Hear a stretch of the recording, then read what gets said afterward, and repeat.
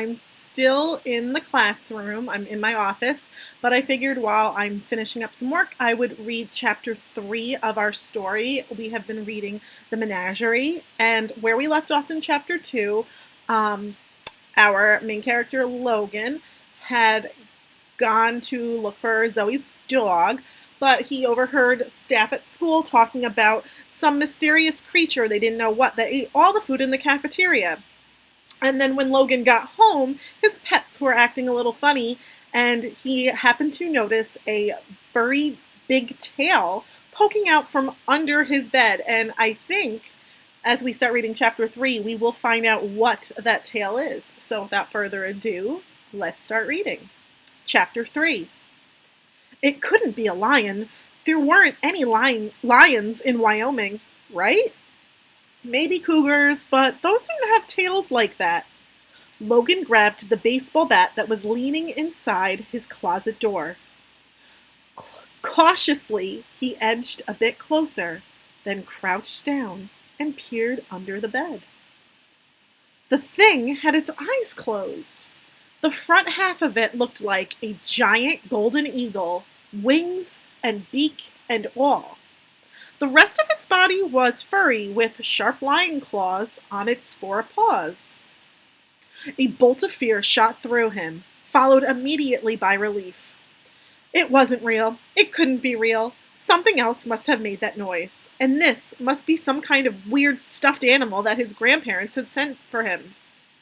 Sometimes Grams forgot that 12-year-olds wanted iPods and video games and dogs, not kid toys. But what kind of animal was a bird at one end and a lion on the other? He'd never seen a stuffed toy like that before. Well, whatever it was, at least he could be sure that it was absolutely 100% not real. The creature's eyes popped open. "Mork!" it declared. Logan slammed backwards into the closet door and dropped the baseball bat. It was alive! He was about to be eaten by a lion eagle thing. "Mork!" the creature wobbled again, clacking its beak at him. At least it didn't sound threatening. In fact, the noises it made were kind of cute. "Mork! Mork!" "I'm asleep," Logan said. "I'm dreaming. I'm hallucinating." "Mork!" the thing under the bed insisted. "Mork!" Logan closed his eyes. "Logan, you're imagining this. There must have been something weird in the pizzas that they got us for lunch. There is definitely not a monster under your bed morking at you right now." "Logan!" Was that a voice inside his head? Logan peeked. The creature's eyes were dark and huge, watching him with bright curiosity. They looked exactly the way he'd always imagined his future dog's eyes would look. "Was that you?" Logan asked. "Logan, hear me?"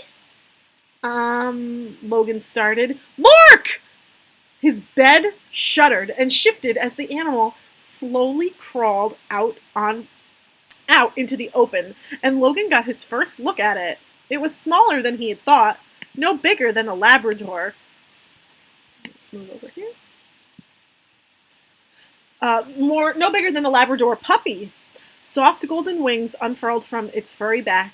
Long lion claws dug into his gray carpet as it shook itself, lion tail lashing. The feathers on its head and chest blurred into fur for the rest of its body.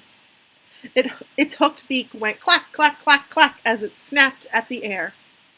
A crest of golden feathers fanned out around its head like a tiny mane. Logan realized he'd seen a drawing of something like this before on the cover of a Diana Wynne Jones fantasy book. It looked like a griffin, but those didn't exist. It shook itself again and bounded over to him. Before he could scramble away, it leaped into his lap. He winced as its claws sank through his jeans, but it didn't attack. It tucked its tail around itself and sat down. Its dark eyes stared at him earnestly, and when it head-butted his chest, he couldn't resist reaching out to pat it. "Mork!" the creature gurgled in delight. wriggling closer to him and curling into a ball, just like his cat. Logan stroked its fur, its soft fur, even after the persimmon, Logan stroked its soft fur, even softer than Persimmon's, and carefully touched one of its folded wings. This didn't feel like a dream or a pizza-induced hallucination. "What the heck are you?" he asked. "Some kind of government experiment? Scientists were always putting plants together and making weird fruits like plutes, after all. Maybe they could make eagle lions as well." The creature opened its mouth, but instead of saying "mork" again, it let out a loud swoop.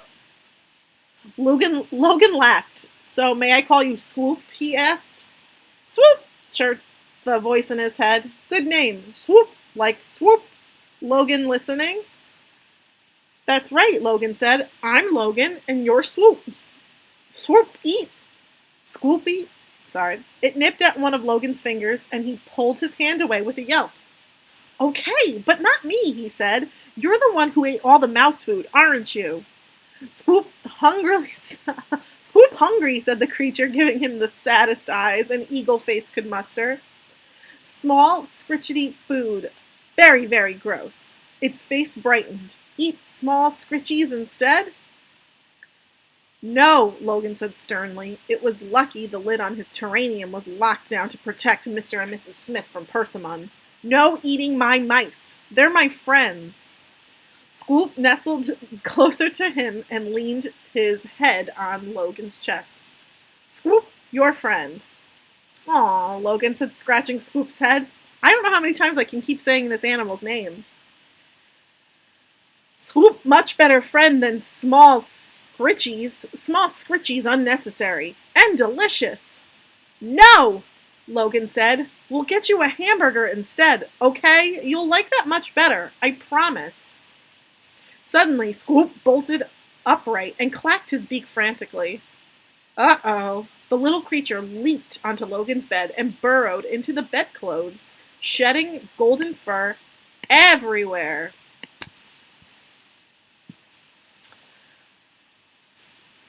All over his sheets.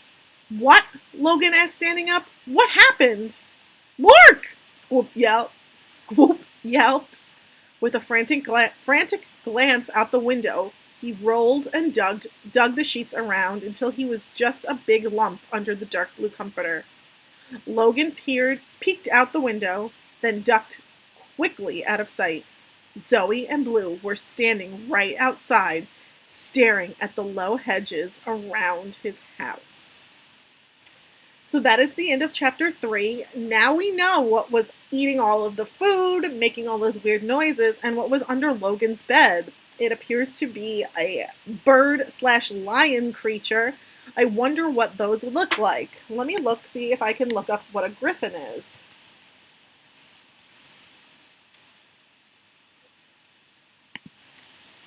I don't know if I spelled that right.